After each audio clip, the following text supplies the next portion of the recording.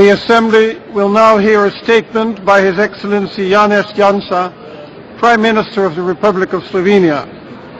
I request protocol to escort His Excellency.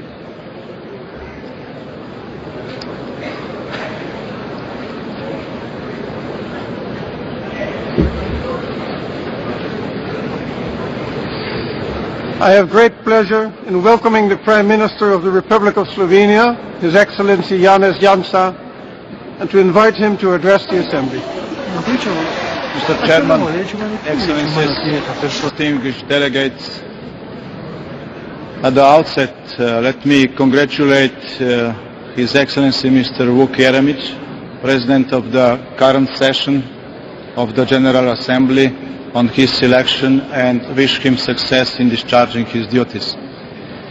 It is my honor to pay tribute to the Secretary General, His Excellency Mr. Ban Ki-moon, for his able leadership and tireless efforts in guiding the United Nations in these demanding times.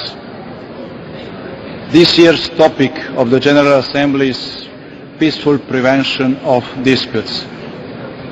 We had the opportunity to listen to the distinguished speakers at the official opening, stressing the importance of violence prevention and the responsibility of all member states, their leaders and international organizations to take any action they can in order to prevent and raise awareness of such horrible events.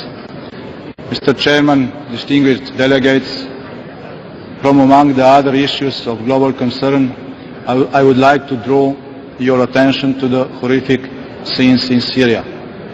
A civil war has been dragging on for many months. The mediation activities unfortunately failed. It shocks our conscience that we have been unable to stop bloodshed. Sadly, we have not succeeded to protect civilians. In my view, the situation is critical. It speaks for the urgent need to consider strengthening the preventive capacities of the United Nations, its member states and regional organizations. Concerted efforts to avert mass atrocities are needed.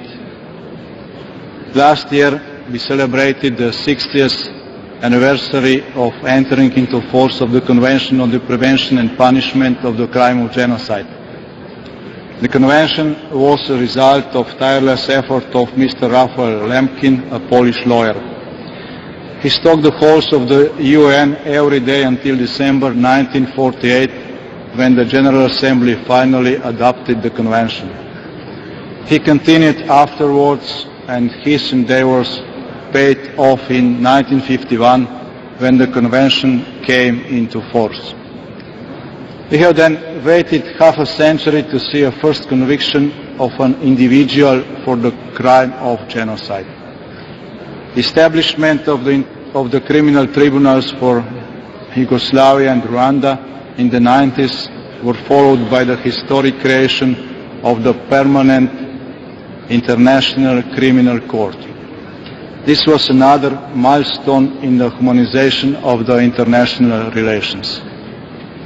It has also been encouraging that the UN system has improved its internal coordination of activities related to the prevention of genocide. The offices of the Special Advisor on the Prevention of Genocide and of the Special Advisor on the Responsibility to Protect were established during this time. The Human Rights Council helped to promote the culture of prevention. Mr. Chairman, ladies and gentlemen, over the past month, the Syrian tragedy has increased the awareness of our responsibility to prevent and stop mass atrocities. The US President, Mr. Obama, established a promising Atrocities Prevention Board. In his remarks at the US Holocaust Memorial Museum last April, he made a point that national sovereignty never is a license to slaughter your people. I hope we all share his belief that preventing genocide is an achievable goal. The UN Secretary General, Mr. Ban Ki-moon, urged in his speech at the opening of this session a few days ago, that we should give the responsibility to protect concept a tangible meaning. To my regret, however, we have not yet achieved a common understanding on the modalities of such actions. We should therefore strengthen and focus our dialogue to this end. There is a room for improving the modes of collaboration between the national, the regional and the international levels. Distinguished delegates, ladies and gentlemen, I would like to remind you that only after the Second World War, more than 80 countries across the continent witnessed mass atrocities. At least 53 million innocent lives were lost. Behind these numbers, there were concrete men and women and also children. They had future but were not allowed to live. Behind these numbers, there are still traumatized families and distorted creative potential of the affected societies. Bearing this in mind, we should be able to set at least basic limits to the human behavior and stop mass atrocities. I therefore urge the member states of the United Nations, regional and sub-regional organizations, and the UN system to develop a new strategy to prevent genocide and other mass atrocities. Moreover, an intergovernmental forum of like-minded countries should be formed to propose a UN resolution that would set a clear mandate for preparation and adoption of an appropriate legal mechanism. A legal mechanism that would provide the responsibility to protect concept with new tools. A legal mechanism that will enforce the prevention of the crime. A mechanism to enable a more rapid and effective response to acts of genocide and other mass atrocities. Slovenia stands ready to start a dialogue to this end. We are going to convene the first meeting in the following months, and I am glad that we have got substantial support for this initiative already during this General Assembly session. Let me inform you that this initiative originates from the international civil society. The Institute for Cultural Diplomacy has collected many thousands of supporters among international NGOs, lawyers, students, journalists and other individuals. The support is on the increase. And this is not just one lonely such initiative. There are many others across the globe. Mr. Chairman, Excellencies, we should of course also enhance our collaboration concerning prosecution of alleged perpetrators of genocide and mass atrocities. Also by the individual states. Effective prosecution undoubtedly has deterrent effect and contributes substantially towards the culture of prevention. Moreover, a genuine culture of prevention needs to be developed globally. We should improve our understanding on the warning signs and triggering early action.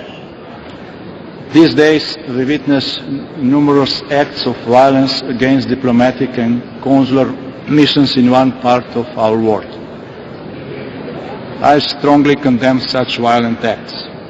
They can never be justified.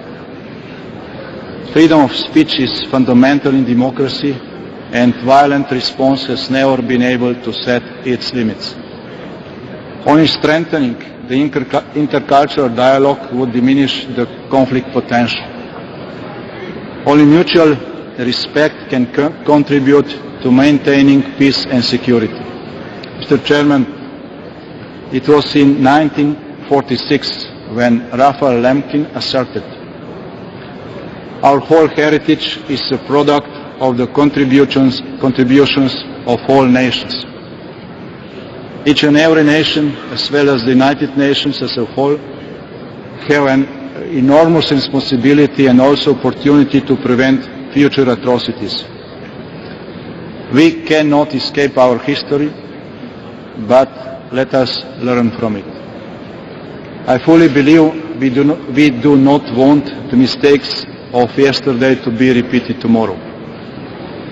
We took over the responsibility for the world from our fathers and have enormous responsibility to make it a better place for our children. I therefore invite you all to do so by joining all our efforts for the world free from genocide and other mass atrocities. Thank you very much. On behalf of the General Assembly, I wish to thank the Prime Minister of the Republic of Slovenia for the statement just made, and I request protocol to escort His Excellency.